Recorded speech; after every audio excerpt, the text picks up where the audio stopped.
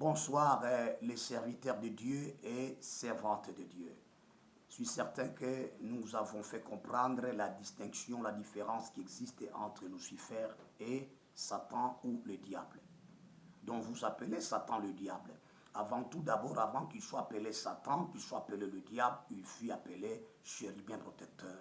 Il n'a rien fait ce qui est comme grave, hein? Si vous voyez, si vous suivez l'analyse. Mais ce qui a été comme grave, si vous ne savez pas, il se faisait passer comme Dieu. C'est la raison pour laquelle Dieu a dit, toi tu t'es dit, tu es Dieu. Tu n'es pas Dieu.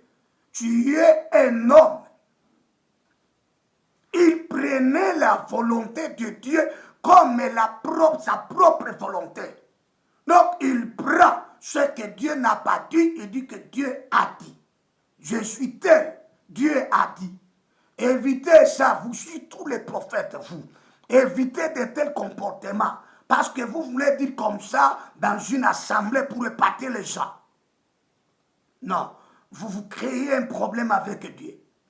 Je les ai toujours dit, de temps à autre, pour dire que évitez ça. Moi, je suis le Seigneur, Dieu ne m'a pas encore parlé. Je ne peux pas prendre ma propre volonté comme si elle est celle de Dieu. Ni également ce que Dieu n'a pas dit, que je dise que Dieu a dit. Jamais. Si tu le faisais, commencez déjà à confesser.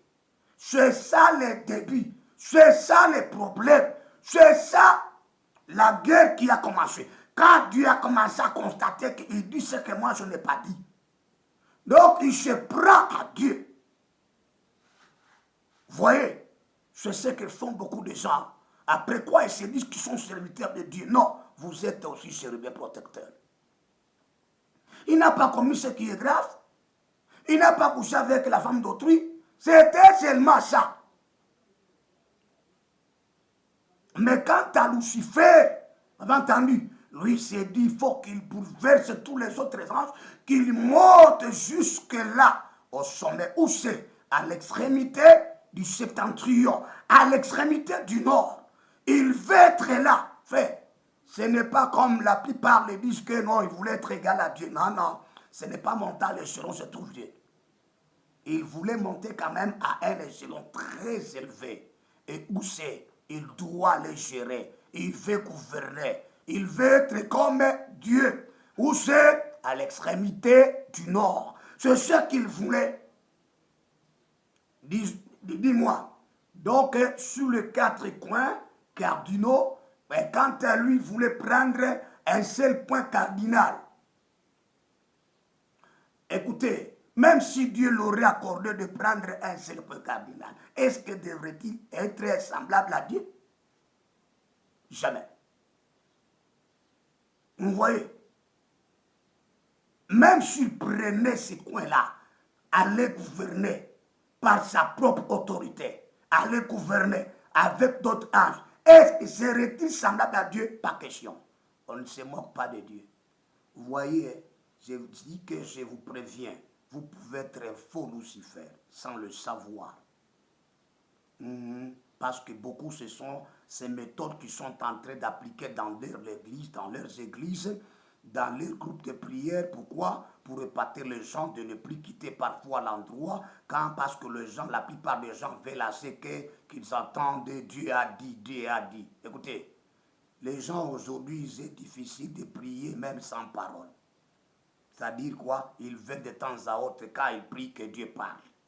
C'est ainsi, quand les gens constatent que Dieu n'a pas parlé, la personne ou encore le soi-disant serviteur ou encore même les serviteurs, ils se créent maintenant des illusions pour commenter, à dire que Dieu a dit, Dieu a parlé, tant que Dieu ne lui a pas même parlé. Si Dieu ne t'a pas encore parlé, n'osez pas dire que Dieu a dit. Tu es en train de commencer comme ce principe de chérubin protecteur là. C'est ce qu'il avait commencé à faire, à appliquer. Dans la vie, il faut être sérieux. Il peut y avoir que vous vous retrouvez dans une prière. Vous priez du début jusqu'à la fin.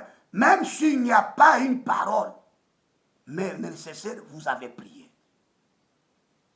Ne cherchez pas à épater les gens pour dire que non, si nous prions et qu'il n'y ait pas une parole, les gens se diront, il n'y a pas ici Dieu. Non, ce n'est pas ça.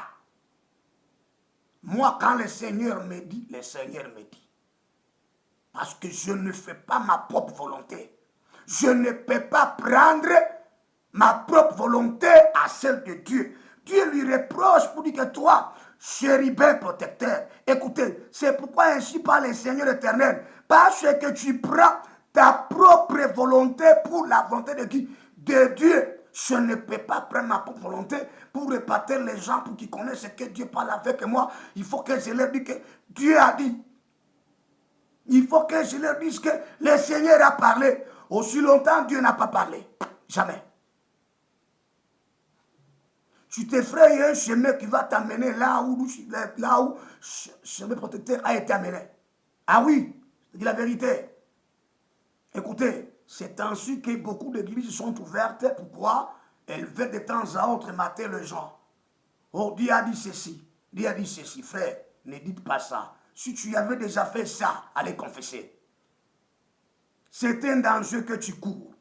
C'est le même danger quand les gens se demandent pour dire que, écoutez, non, c'était de l'orgueil du diable, de quoi? De chérubin protecteur. Moi, quand j'appelle le diable, c'est pour tout simplement se faire entendre selon l'appellation que vous faites vous-même.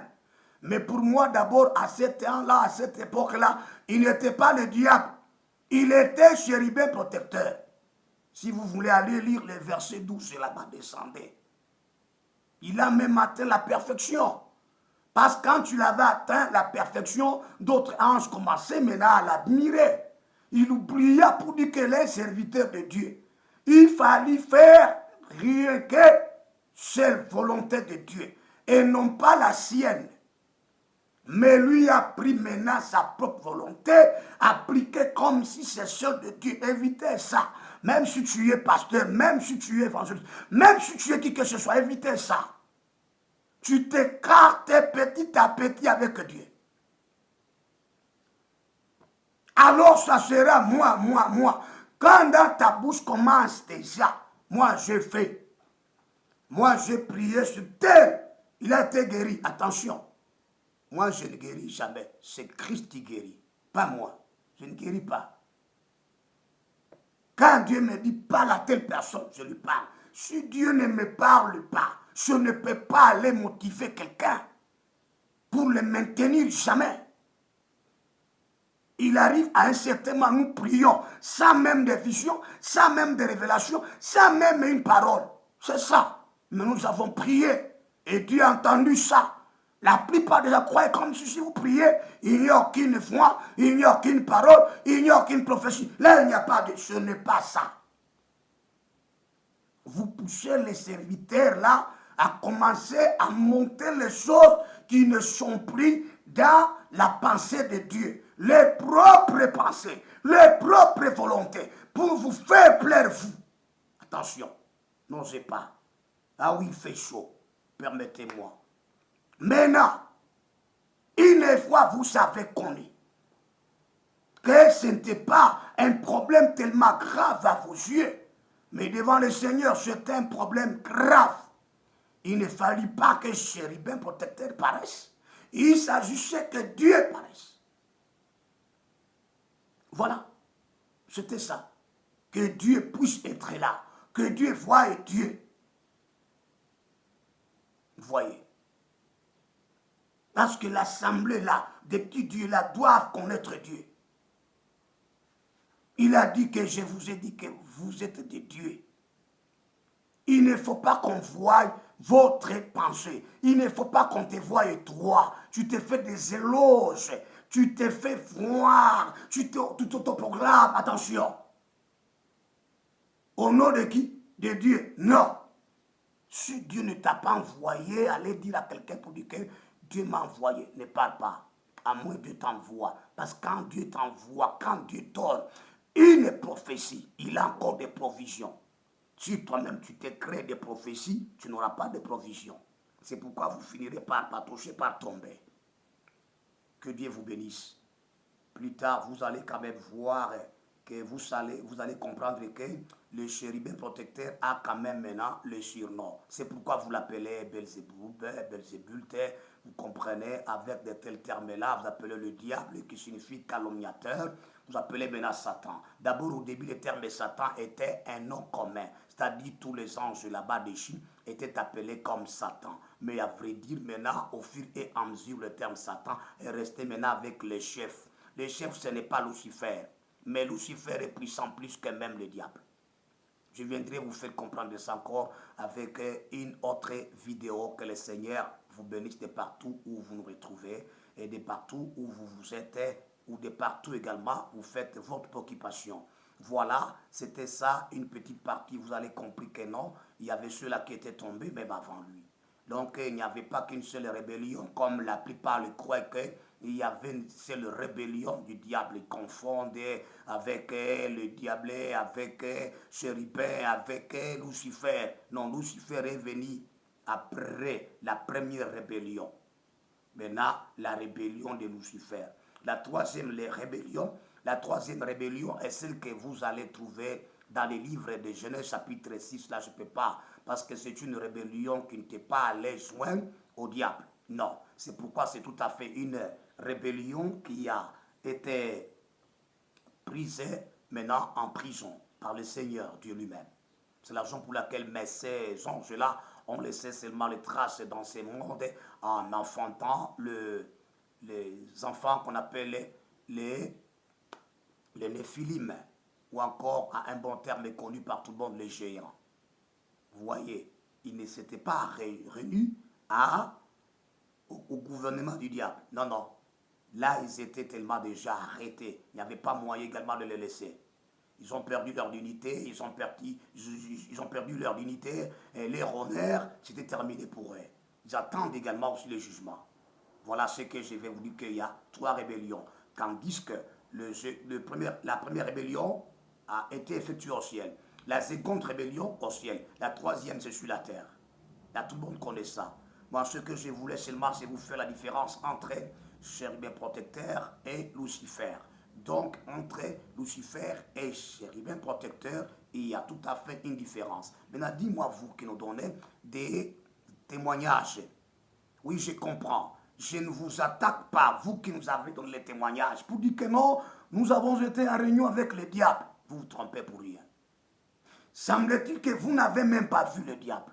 Oui, le diable, si vous voulez le connaître très bien, allez lire Apocalypse, le chapitre 12, le verset 1. Il est appelé le serpent ancien, il est appelé le dragon rouge, voilà.